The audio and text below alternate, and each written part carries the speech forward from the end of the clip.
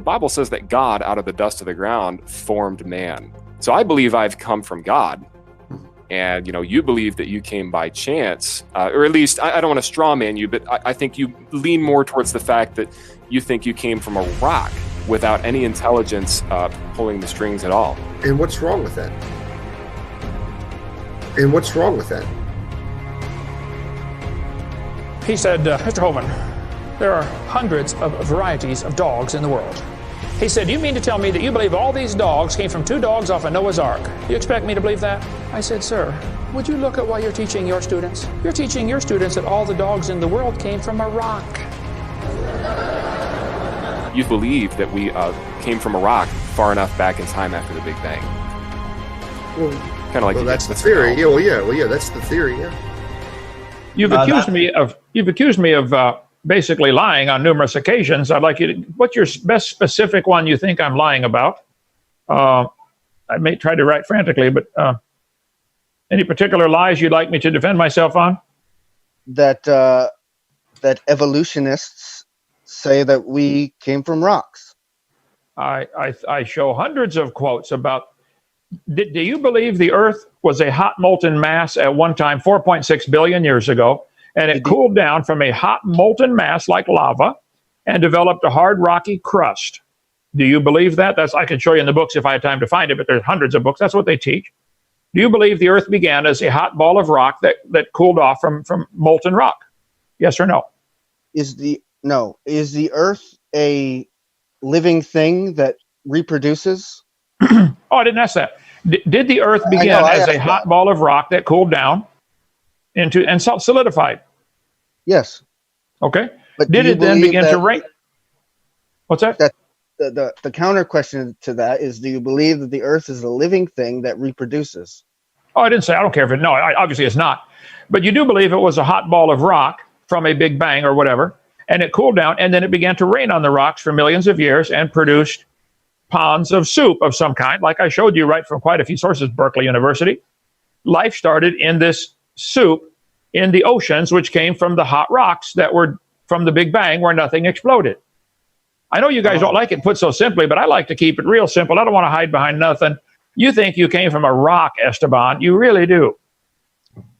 1 minute, guys. 1 minute for the discussion. Right.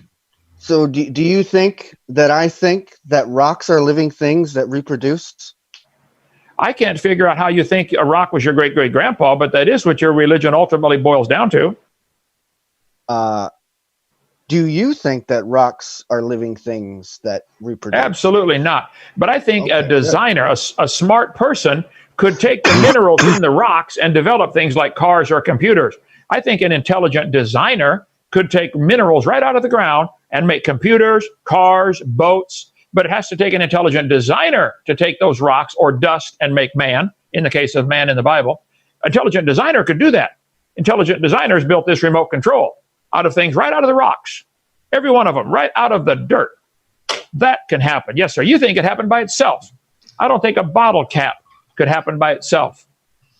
I think somebody had to design it. But you guys believe elephants and whales came by themselves from the soup, which came from a rock.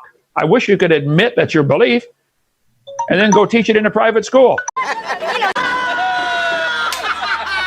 So how did this non-living, whatever it was, soup, collection of chemicals, you can have whatever you want. How did you're not saying rock anymore? Well, that's what the textbook shows, that the rocks. Oh, no, it doesn't. But that's what you always do say. But it's interesting that you're not saying it right now because you know that. I'm going to try to get you to admit it, Dave. Now listen. Do you believe the Earth began as a hot ball of rock 4.625 billion years ago, or whatever number they're using now? Yeah. Okay. Did the rocks cool down, and then it rained on the rocks and produced chemical oceans containing chemical soup? You can call it soup. I wouldn't, but fine. That most of the textbooks call it a soup. Okay. Do you believe this soup somehow came alive? Eventually, over millions of years. Organic molecules organize themselves into ordered systems, which eventually we can describe as life. The living things came out of this organic molecules came from this soup, from the rocks that got rained on. Dave, you believe you came from a rock. You just admitted it and don't even know it. No, I don't. I believe that organic molecules produce life, but you know who does believe that humans came from rocks? You do. You believe that God created Adam from dust. So you're describing your ridiculous belief. Now, let me try to explain. I'll try to explain it simply. This coffee cup is made of 100% natural materials. Okay, ceramics from the ground and stuff like that. For a man to take the materials from the ground and produce a coffee cup is understandable. For an intelligent God to take the dust and make a human, that's logical. For the dust to make itself into a human, that's not logical, Dave.